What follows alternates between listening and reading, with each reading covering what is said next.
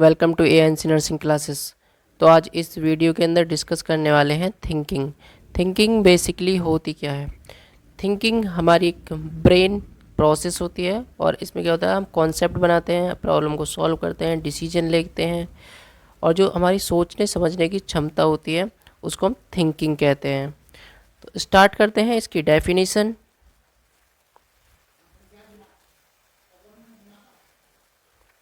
Definition क्या होती है इसकी? थिंकिंग ब्रेन की एक प्रोसेस है जिसमें इंफॉर्मेशन इन्वॉल्व होती है। थिंकिंग से आप कॉन्सेप्ट बनाते हैं, प्रॉब्लम सॉल्व करते हैं और डिसीजन लेते हैं। तो क्या है इसमें? थिंकिंग क्या है? ब्रेन की एक प्रोसेस है जिसमें इंफॉर्मेशन, जो हमारी इंफॉर्मेशन है वो प्रोसेस करती है। उसमें इन्वॉल्व क्या क्या हो सकता है? थिंकिंग से आप कॉन्सेप्ट बनाते हैं, प्रॉब्लम सॉल्व करते हैं, डिसीजन लेते हैं। तो ये हमारी थिंकिंग है। स्टार्ट करते हैं इसकी टाइप्स। इसके टाइप्स क्या क्या हैं? Types of thinking. First one है परसेप्चुअल या concrete thinking. Second one conceptual और abstract thinking. Third one logical thinking. Fourth creative thinking. Fifth है क्रिटिकल थिंकिंग और सिक्स्थ कंट्रोल्ड थिंकिंग और ये सेवन्थ है फ्री थिंकिंग। तो ये हमारे थिंकिंग के कुछ टाइप्स हैं जो दिए गए हैं।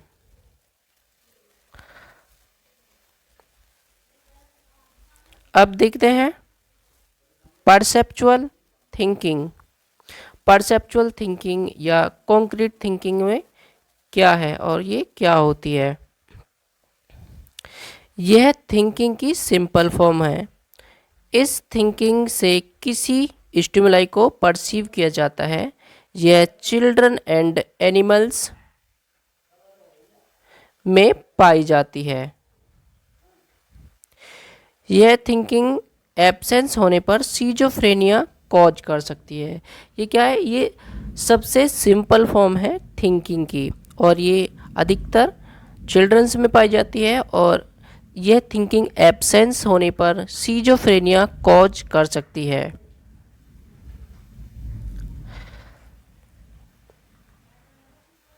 अब समझते हैं कंसेप्चुअल थिंकिंग। कंसेप्चुअल थिंकिंग में क्या क्या है? इस थिंकिंग के अंदर पर्सन पहले से बने हुए कॉन्सेप्ट को समझने लगता है। यह किसी टॉपिक को समझने एंड प्रॉब्लम को सॉल्व करने में हेल्प करती है। ये क्या है? कोई फॉर्मेट है बना हुआ और उसको हमें समझते हैं और किसी टॉपिक में समझने में ये प्रॉब्लम को, जो भी हमारी प्रॉब्लम आएगी उसे सॉल्व करने में हमारी हेल्प करती है। आप ऐसे मान सकते हैं आपका कोई मैथ की कोई प्रॉब्लम है, फॉर्मेट है उसका बना हुआ और उसमें जो भी प्रॉब्लम आएगी उसको सॉल्व करने में ये आपकी हेल्प करती है।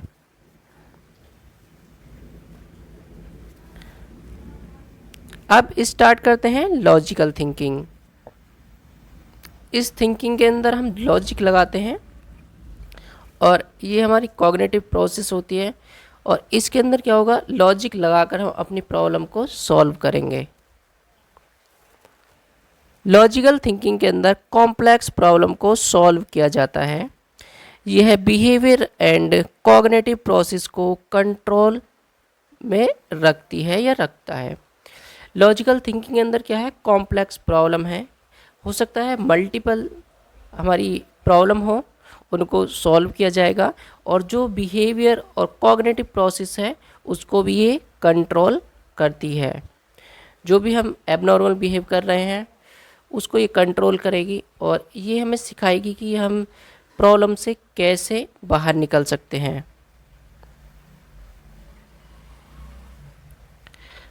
अब स्टार्ट करते हैं क्रिएटिव थिंकिंग। क्रिएटिव थिंकिंग क्या होती है? इसका मेन ऑब्जेक्टिव समथिंग न्यू, कुछ न्यू बनाना है। यह पहले इस्टेब्लिश किए गए रूल में बाउंड नहीं है। यह थिंकिंग साइंटिस्ट एंड इन्वेंटर्स के अंदर पाई जाती है। बनाना, इसमें क्या है, कुछ नई चीज़ें खोजनी है और जो पहले बनाए गए रूल हैं ये उसमें कोई बाउंड नहीं है, उसमें ये बंधी हुई नहीं है। यह थिंकिंग साइंटिस्ट के अंदर और इन्वेंटर के अंदर पाई जाती है, क्योंकि साइंटिस्ट अलग अलग खोज करते हैं, इन्वेंटर्स भी अलग अलग कोई चीज़ें बनाते हैं।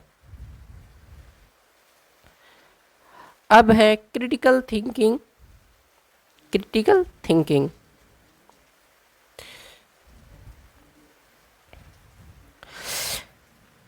यह क्लियर थिंक करने की एबिलिटी रखता है। यह हाई लेवल थॉट प्रोसेस है जिसके अंदर कॉग्निटिव स्किल्स इन्वॉल्व होती हैं, जैसे जजमेंट, एनालिसिस। इसके अंदर क्या है, ये क्लियर थिंकिंग है, बिल्कुल क्लियर फॉर्मेट रहेगा इसका, और ये एक हाई लेवल थॉट प्रोसेस है। इसके अंदर कॉग्निटिव स्किल्स इन्वॉल्व होती हैं, जैसे जजमेंट होगा, एनालिसिस होगा। किस चीज़ का हम जजमेंट करेंगे, एनालिसिस करेंगे। कोई हम चीज़, जैसे कोई वर्क परफॉर्म कर रहे हैं हम और वो हम कर चुके हैं, उसको हम एनालिसिस करेंगे बाद में कि इसमें कोई कमी तो नहीं है जो हम करना चाहते थे।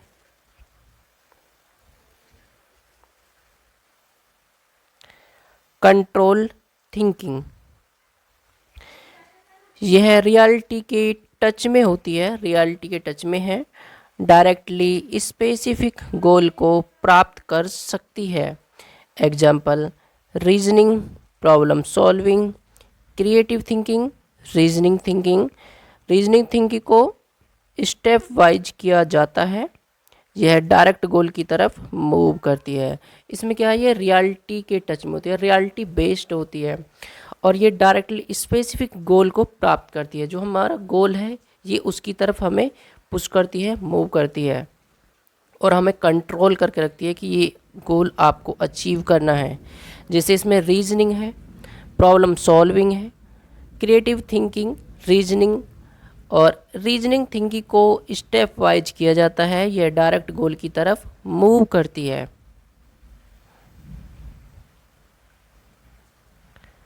फ्री थिंकिंग, कुछ भी सोच सकते हैं, एक फ्री थिंकिंग है।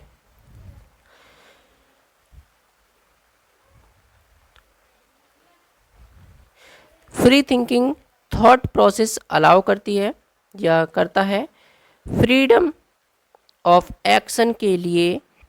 ये हमें कोई भी एक्शन करने के लिए अलाउ करती है, और ये हमारी थॉट प्रोसेस को उसको भी अलाउ करती है, वर्क परफॉर्म करने के लिए हमारी बॉडी को भी अलाउ करती है। ये एक फ्री थिंकिंग है, हम कोई भी एक्शन परफॉर्म कर सकते हैं, कोई बिहेवियर कर सकते हैं। एग्जाम्पल में क्या क्या है, example of free thinking, imagination, कोई इमेज अपने माइंड में हम बना सकते हैं, इमेजिनेशन, इमेजिनरी कर सकते हैं। डे ड्रीमिंग, कोई हम डे के अंदर ड्रीम ले सकते हैं, कोई सोच सकते हैं, कोई सपना होगा हमारा, कोई गोल होगा।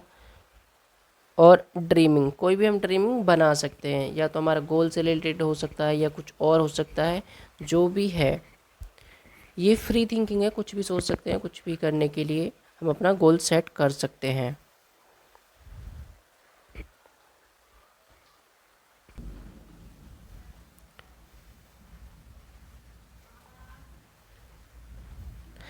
अब देखते हैं ब्लूम्स टॉक्सोनॉमी।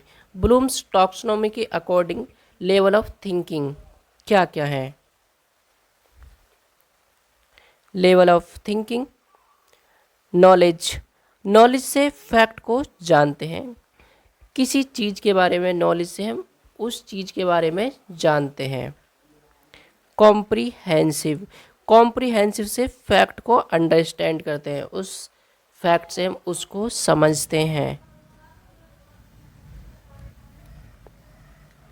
एप्लीकेशन, फैक्ट को हम अप्लाई करते हैं और प्रॉब्लम को सॉल्व करते हैं। फैक्ट को अप्लाई किया, फिर हम उसे सॉल्व करते हैं। एनालिसिस, जिस फैक्ट को हम समझ रहे थे वह ठीक है या नहीं, उसके बारे में एनालिसिस करते हैं। सिंथेसिस, फैक्ट को डिफरेंट वे में अप्लाई करते हैं। हम इसको ऐसे मान सकते हैं, कोई पेशेंट है, उसकी हमें केयर करनी है, तो हम उसकी केयर को कैसे कैसे करेंगे। पहले हमें इस चीज़ के बारे में नॉलेज होना चाहिए, फिर हम उसको समझते हैं कि ये हमें कैसे करना है। उसके बाद अप्लाई करते हैं, पेशेंट के ऊपर हम अप्लाई करेंगे जो भी उसका ट्रीटमेंट है। कि मान लीजिए या तो उसे डायरिया हुआ या फीवर हुआ है, कुछ भी ऐसी डिसीज़ या कोई प्रॉब्लम हो सकती है जो हमको ट्रीट करनी है। फिर जब हम पेशेंट को ट्रीटमेंट लगा चुके हैं, फिर हम उसको अप्लाई या एनालिसिस करते हैं। अप्लाई हम कर चुके हैं, एनालिसिस करते हैं कि जो हम चीज़ कर रहे हैं वो हम ठीक कर रहे हैं, उसमें थोड़ी कमी है, मॉडिफिकेशन करना है अभी कुछ।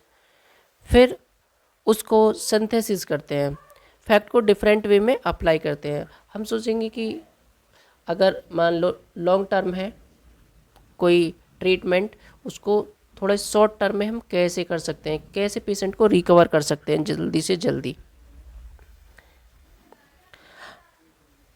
अब थिंकिंग की कुछ स्टेजेस हैं, स्टेजेस को जानते हैं। Stage in development of thinking, ये है किसने दिए, जीन पियाजे ने दिए ये थ्योरी वो स्टेजेस। तो first stage sensory motor stage, ये कब से, birth to 2 year of age, एक जन्म से लेकर 2 साल तक की एज है, उसको बोलते हैं सेंसरी मोटार स्टेज। इसमें इन्फेंट एंड टोडलर अपने 5 सेंसरी ऑर्गन से दुनिया के बारे में समझते हैं और चीज़ों को विजुअलाइज करते हैं। इसमें क्या है, जो छोटे बच्चे हैं वो उन अपने सेंसरी ऑर्गन से ये दुनिया के बारे में कुछ चीज़ें समझते हैं और विजुअलाइज करते हैं। जैसे जब छोटा बच्चा होता है तो वो अपने मम्मी पापा जो घर वाले की कोई भी बात हो सकती है या वो कुछ भी करते हैं तो उनको वो सीखता है, विजुअलाइज करता है। प्री ऑपरेशनल स्टेज, ये 2 to 7 ईयर ऑफ एज है, 2 से लेके 7 साल तक की जो एज है प्री ऑपरेशनल स्टेज कहलाती है। चिल्ड्रन के क्राइंग लैंग्वेज होती है जिसे उनके केयर गिवर समझते हैं।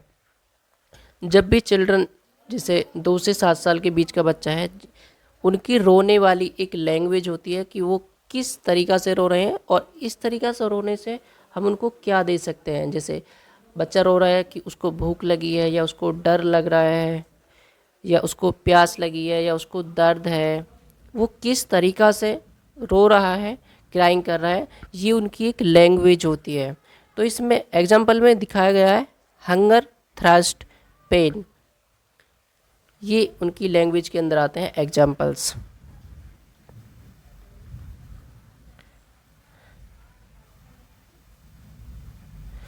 अब है कंक्रीट ऑपरेशनल स्टेज, ये 7 to 11 ईयर ऑफ एज, 7 साल से लेकर 11 साल तक की जो एज है, इसके अंदर कंक्रीट ऑपरेशनल स्टेज के अंदर ये एज आती है। अब इसके अंदर देखते हैं क्या है।